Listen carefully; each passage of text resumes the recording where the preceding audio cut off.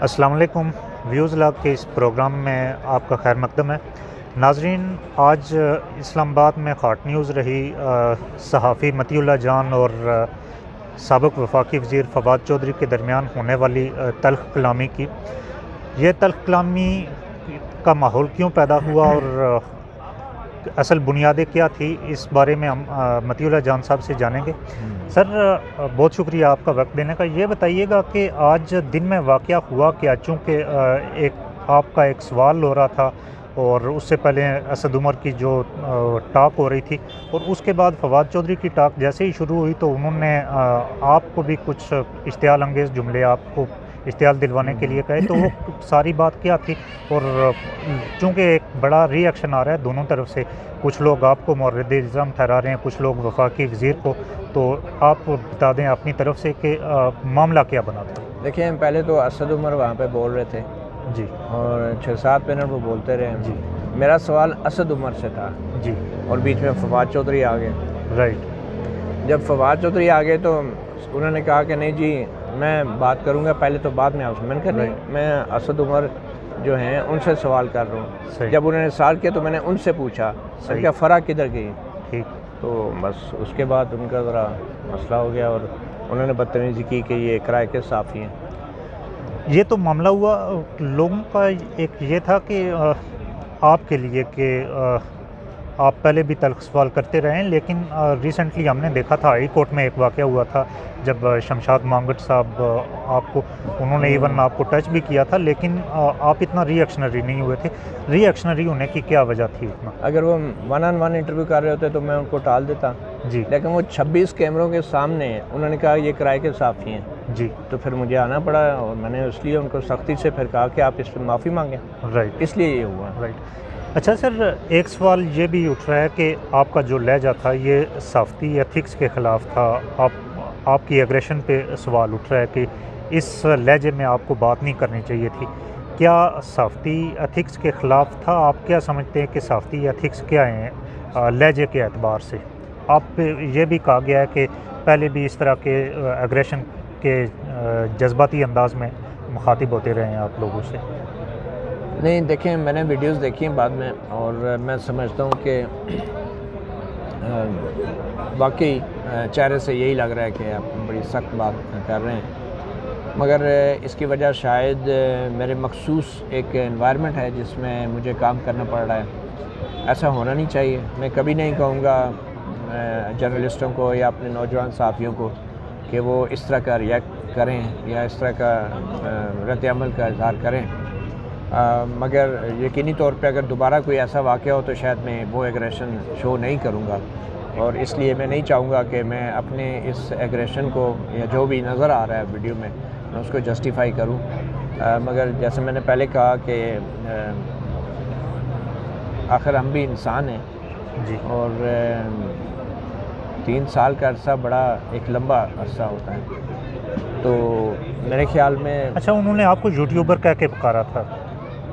हाँ, देखें, यूट्यूबर भी इन्होंने ही बनाया है ना हमें, और कुछ यूट्यूबर इनके लिए महान हैं, उनको बुला बुला के ब्रीफिंग देते हैं। कुछ यूट्यूबर्स इनके लिए गैर साफ़ी हो जाते हैं। यूट्यूबर्स, अब क्या करूं, अगर ये यूट्यूब भी ना होता तो हम जैसे साफ़ी कहाँ होते, फिर तो कोई फवाद चौधरी से सवाल भी ना करने वाला होता। तो मेरे ख़्याल में एग्रेशन का मामला जहाँ तक है तो वो बात दुरुस्त है। मैं कभी नहीं कहूँगा कि वो जो है एक दुरुस्त अमल है, मगर बदज़ुबानी जब आप एक वज़ीर कर रहा होता है 25-26 कैमरों के सामने और वो लाइव होती है और वो ये समझता है कि वो किसी को किराए का साफ़ी कह के जो है वो बात आगे चली जाएगी और कोई उसका जवाब नहीं आएगा और फिर वो अपना क्लिप निकाल के सोशल मीडिया पे कैंपेन चलाएगा, तो मेरे ख़्याल में ये भी बड़ी ही एक बदनीयती वाली बात है। और इसका बर वक्त अगर जवाब नहीं दिया जाता, ठीक है, मैं शायद ज़्यादा लाउड आवाज़ में बात की तो शायद फिर भी ऐसी चीज़ों को रोकने में मदद नहीं मिलेगी, और ख़ास तौर पे जो शख्स वज़ीर रहा हो, वज़ीर इत्तलात व नशरियात रहा हो, और फिर पाकिस्तान जैसे मुआशरे में, और एक वो शख्स जो पहले भी सहाफ़ियों के साथ बदतमीज़ी कर चुका है, तो वो सारी चीज़ों को मिला के जो एग्रेशन मैंने शो किया वो अगर बहुत कम भी था तो मेरे ख्याल में नहीं होना चाहिए था। अच्छा, उन्होंने शुरू में एक बात कही थी, आपको कमांडो के नाम से पुकारा था, तंजन, और उमूमन ये चीज़ एक देखने में आई है कि जब भी आप पे तनकीद होती है तो आपकी ज़ात पे एक तनकीद होती है कि आप फ़ौज से निकाले गए थे। क्या वाकई ऐसी कोई बात है, आप फ़ौज से निकाले गए थे? वो पूरी अगर बैकग्राउंड के साथ आप चीज़ बता दें तो बहुत सारी चीज़ें क्लियर हो जाएंगी, चूँकि हमेशा जब हम देखते हैं आप पे तनकीद। मैं इस पर पहले भी लिख चुका हूँ और ऐसी कोई बात नहीं थी जिस तरह वो आमतौर पर जिक्र किया जाता है। मेरे पास डॉक्यूमेंट्स हैं पूरे, और मैं चैलेंज भी कर चुका हूँ, पहले भी लिख भी चुका हूँ, मगर ये बार बार सिर्फ एक प्रोपेगेंडा है। मेरे पास पूरे डॉक्यूमेंट्स हैं और वो मैं दिखाने को भी तैयार हूँ अगर कोई ऐसे करे। लेकिन सोशल मीडिया के ऊपर पीटीआई वाले ख़ास तौर पे ये प्रोपेगेंडा करते हैं, this is totally wrong and totally false. Right. तो आप वो इदारा आपने छोड़ा था या जो उनका प्रोपेगेंडा है कि आप निकाले गए थे? विड्रा हुए थे। अच्छा। एक जनरल साहब ने मेरा इंटरव्यू किया था, फाइनल इंटरव्यू किया था जी, और उस जनरल साहब के बेटे भी अभी जनरल है। अच्छा। मैं इससे ज़्यादा क्या आपको बताऊं? सही, ठीक। अच्छा सर, अभी जो एक बहस चल रही है, अदालती प्रोसीडिंग आप देख रहे हैं, उस पर आपके डेली प्रोग्राम भी आते हैं। सुप्रीम कोर्ट के बाहर एक जो सियासतदान जो टॉक करते हैं, वहाँ पे उमूमन ये होता है कि वो टॉक करने के बाद निकल जाते हैं, क्वेश्चन नहीं लेते। तो इस पे किस तरह का ज़ाब्ता अखलाक पास को बनाना चाहिए, जो press association of supreme court है, उनको इस पे कोई बात करनी चाहिए या ऐसे ही चलता रहेगा ये निज़ाम, और कोई भी कानून साजी या कोई भी लाए अमल इस पे नहीं आएगा तो फिर किस तरह ये सवाल ज़ाहिर है वो नहीं लेते और आके रोस्टम जो डाइस है वहाँ पे खड़े होकर बात करके निकल जाते हैं, तो किस तरह ये सारा निज़ाम चलता रहेगा? क्या इसी तरह? मेरे ख्याल में तो जो भी सियासतदान आते हैं उसको 5 मिनट 6 मिनट बोलें, वो एक घंटे की तकरीरें करते हैं, 6 बंदे खड़े होते हैं। अब असद उमर ने तकरीबन 8-9 मिनट बोला और फिर एक सवाल तो बनता था, बीच में फवाद चौधरी आ गया।